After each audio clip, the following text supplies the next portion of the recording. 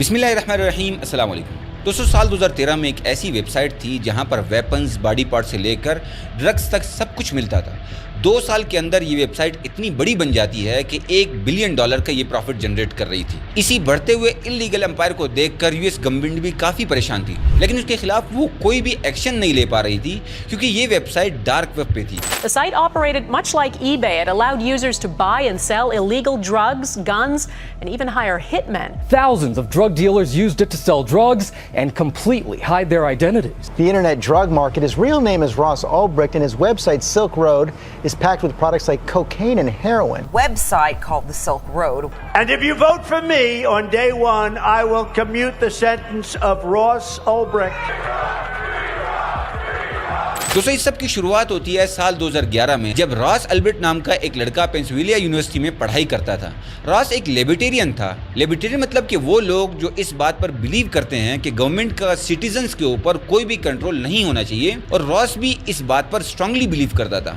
खासकर जब बात आती थी ड्रग्स पे, तो ये कहता था कि गवर्नमेंट को उसे लीगलाइज कर देना चाहिए, क्योंकि ये गवर्नमेंट का राइट नहीं है ये डिसाइड करना उस सिटीजन का है कि वो अपनी बॉडी में क्या ले सकता है और क्या नहीं। और जब सेफ्टी कंसर्न को लेकर कोई उससे आर्ग्यू करता, तो इसके जवाब में ये बोलता कि तब तो मैकडॉनल्ड्स के बर्गर को भी इलीगल कर देना चाहिए, क्योंकि इसको खाने से भी लोगों का वेट गेन होता है, हार्ट अटैक आ सकते हैं या जान भी जा सकती है। और तो और कार को भी इलीगल कर देना चाहिए, क्योंकि लाखों लोगों की जान कार एक्सीडेंट में जाती है। डिबेट्स वगैरह में तो ठीक था, लेकिन रॉस कोई ऐसा बिजनेस करना चाहता था जिसमें उसकी आइडियोलॉजी प्रमोट हो और वहां उसको पैसे भी आए। तो ये अलग अलग चीजें ट्राई करता, जैसा कि एक इन्वेस्टमेंट फंड खोलना, एक वीडियो गेम कंपनी शुरू करना, लेकिन दोनों फ्लॉप हो जाते हैं। एक दिन रॉस को एक आइडिया आता है, क्यों ना एक ऐसी मार्केट बनाई जाए जहां पर कोई भी कुछ भी खरीद और बेच सकता हो। उससे सिर्फ पैसे ही नहीं आएंगे, बल्कि लोगों को गवर्नमेंट से छुटकारा भी मिलेगा और दुनिया का भला भी होगा। तो अब रॉस इस नए प्रोजेक्ट पर काम करना शुरू करता है। क्योंकि ये इलीगल वेबसाइट डेवलप कर रहा था,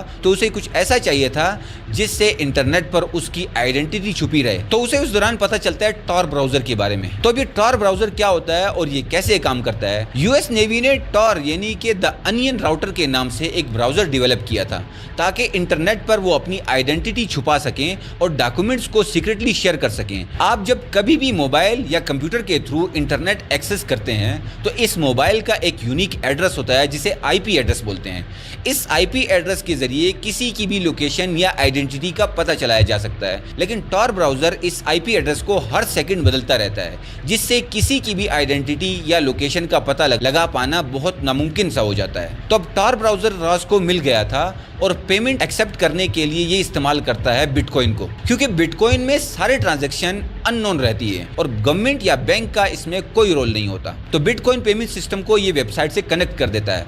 रॉस को इस वेबसाइट पर काम करते हुए लगभग 6 महीने हो जाते हैं, लेकिन अकेले एक अमेजॉन या फ्लिपकार्ट जैसी ऑनलाइन मार्केट प्लेस खड़ी करना, वो भी बिना फंडिंग रिसोर्सेज या एक्सपीरियंस के आसान नहीं था। लेकिन धीरे धीरे ये वेबसाइट डेवलप हो रही थी और इस पूरे प्रोसेस में ये front end back end Tor expert, bitcoin expert, coding expert सब कुछ खुद सीखता है। एक एस्टिमेट के अकॉर्डिंग आज के टाइम में इस वेबसाइट को रिप्लिकेट करने का कॉस्ट है $1 मिलियन और 12 लोगों का स्टार्टअप रॉस ने अकेला ही पूरा किया। जनवरी 2011 तक ये वेबसाइट रेडी हो जाती है और इस वेबसाइट का नाम वो रखता है सिल्क रोड। अब वेबसाइट तो रेडी हो जाती है, लेकिन एक प्रॉब्लम थी कि इस वेबसाइट पर सेल करने के लिए कोई प्रोडक्ट नहीं था। तो इसके लिए ये एक बिल्डिंग रेंट पर लेता है, जहां पर ये मैजिक मशरूम ग्रो करना शुरू करता है, एक बुक की मदद से जिसका नाम था dummies guide to build your own mushroom farm.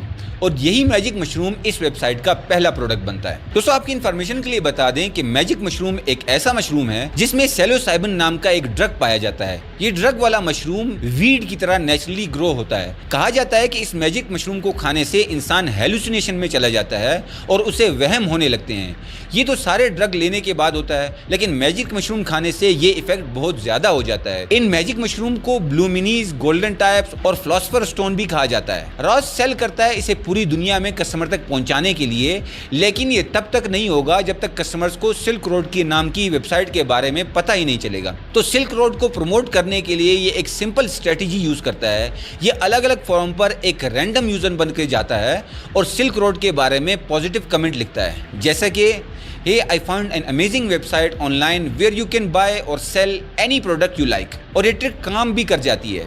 Almost her week उसके पास 2 ऑर्डर आ रहे थे और उन आर्डर को ये छोटे छोटे एनवेलप में पैक करता है और यूएस गवर्नमेंट की पोस्टल सर्विस की मदद से उन्हें डिलीवर करता है। अब आप सोच रहे होंगे कि अगर ये यूएस गवर्नमेंट की पोस्टल सर्विस का इस्तेमाल कर रहा था इलीगल सामान को डिलीवर करने के लिए, तो ये पकड़ा क्यों नहीं गया? देखिए 2011 में जितने भी हाईटेक इक्विपमेंट्स थे इलीगल स्टफ को चेक करने के लिए, वो सिर्फ बड़े शिपमेंट के लिए इस्तेमाल होते थे और क्योंकि राज छोटे छोटे एनवेलप में पैक करके डिलीवर करता था तो ये कभी पकड़ा नहीं गया। इसके अलावा स्निफिंग डॉग भी महीने में 1 या 2 बार ही आते थे और सबसे बड़ा पॉइंट, यूएस गवर्नमेंट की पोस्टल सर्विस हर दिन 421 मिलियन मेल्स को डिलीवर करती थी, तो इस वजह से ये कभी पकड़ा नहीं गया। अब सिल्क रोड को लॉन्च हुए 2 महीने हो जाते हैं और हर दिन उसके पास नए ऑर्डर आ रहे थे और ये डेली शिप कर रहा था। अब सिल्क रोड पर सिर्फ अकेले रॉस ही नहीं सेलर था, कई और नए सेलर आ जाते हैं जो और भी ज्यादा हार्ड सब्सटेंसेस बेचने लगते हैं।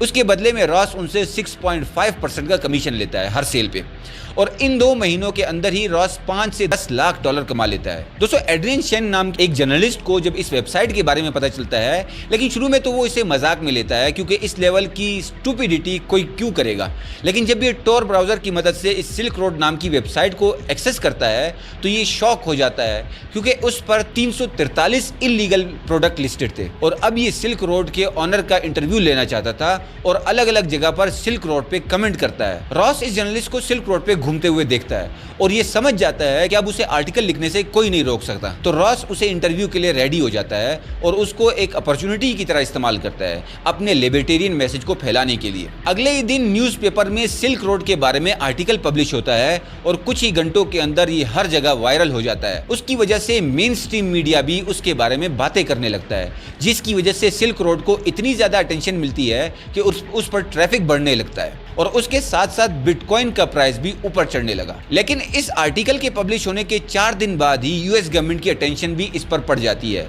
अगले दिन यूएस गवर्नमेंट अपनी तीनों एजेंसीज FBI, DEE और IRS को बुलाती है और उन्हें ऑर्डर देती है कि इस वेबसाइट को जल्द से जल्द शट डाउन किया जाए। दोस्तों यूएस गवर्नमेंट उसे एक थ्रेट की तरह देखती है क्योंकि रास गवर्नमेंट के इंटरनेट, गवर्नमेंट का ब्राउजर, गवर्नमेंट की ही पोस्टल सर्विस का इस्तेमाल कर रहा था इन्हीं के खिलाफ, इन्हीं की आंखों के सामने और उनके लॉ की धज्जियां उड़ा रहा था। दोस्तों 8 महीने हो जाते हैं लेकिन सिल्क रोड अभी भी शट डाउन नहीं हुई थी।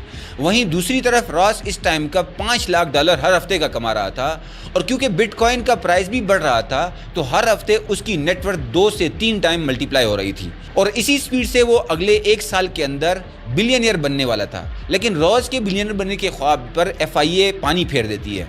जहां बड़ी बड़ी एजेंसीज इस केस को 1 साल में भी सॉल्व नहीं कर पाती, वहीं एक tax inspector simple Google search की मदद से इस केस को सॉल्व कर देता है। गैरी नाम का एक टैक्स इंस्पेक्टर सिल्क रोड के बारे में गूगल पे टाइप करता है और एडवांस सर्च के जरिए डेट टू टाइम को फिल्टर लगाकर ये चेक करता है कि सिल्क रोड के बारे में सबसे पहले कब मेंशन किया गया था। तो उसको पता चलता है कि अल्टवाइड नाम के एक यूजर ने सिल्क रोड के बारे में सबसे पहले एक फोरम पर मेंशन किया था और यही जाके अलग अलग फोरम पर सिल्क रोड के बारे में पॉजिटिव कमेंट लिख रहा था और उसे प्रमोट कर रहा था। आगे उसे पता चलता है कि अल्टवाइड नाम के इसी यूजर ने एक हायरिंग पोस्ट डाली थी जिसमें ईमेल आईडी मेंशन थी rasobrick@gmail.com।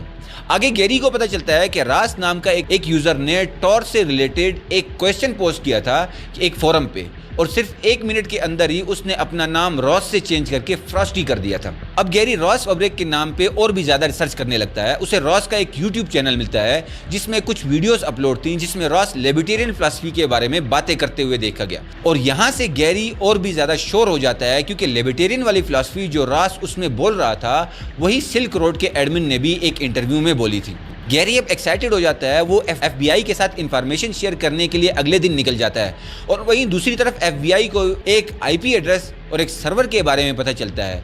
ये IP एड्रेस रॉस ने सिल्क रोड डेवलप करते वक्त गलती से लीक कर दिया था और अगले दिन गैरी FBI के पास पहुंचता है उनसे सारी इन्वेस्टिगेशन शेयर करने के लिए। लेकिन जैसे ही गैरी फ्रॉस्टी के बारे में बताता है तो पूरे रूम में सन्नाटा छा जाता है और FBI ऑफिसर शॉक हो जाते हैं क्योंकि जो सर्वर और कंप्यूटर सिल्क रोड पर एडमिन इस्तेमाल कर रहा था उसका नाम भी फ्रॉस्टी था और यही वो कहानी की आखिरी कड़ी है जो पूरे केस को सॉल्व कर देती है और FBI को ये पता चल जाता है कि रॉस ही वो आदमी है जिसको ये 2 साल से ढूंढ रहे थे। FBI उस सर्वर के बारे में और इन्वेस्टिगेट करती है। उन्हें पता चलता है कि ये सर्वर आइसलैंड में बेस्ड है तो वो आइसलैंड की अथॉरिटीज से बात करके इस सर्वर की सारी डिटेल निकाल लेती है। और अब FBI इस सर्वर पर नजर रख रही थी, तो डेली ऑब्जर्वेशन करके FBI को पता चलता है सैन फ्रांसिस्को के एक इंटरनेट कैफे से रॉस इस सिल्क रोड की वेबसाइट को ऑपरेट कर रहा था। तो एक प्रॉपर प्लानिंग के तहत FBI रॉस को अरेस्ट करने के लिए निकलती है।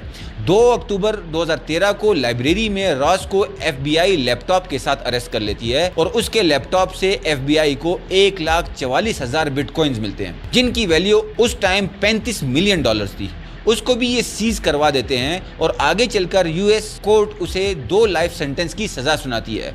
रॉस के पेरेंट्स ने बहुत कोशिश की कि जज से रिक्वेस्ट करने के लिए ताकि रॉस की सजा कुछ कम करवाई जा सके, लेकिन जज ने उनकी एक भी नहीं सुनी। जज का कहना था कि वो इस केस को एक एग्जाम्पल के साथ सेट करना चाहते हैं दुनिया के सामने, ताकि आने वाली यूथ ऐसी चीज़ों को ऑनलाइन न बेच सके।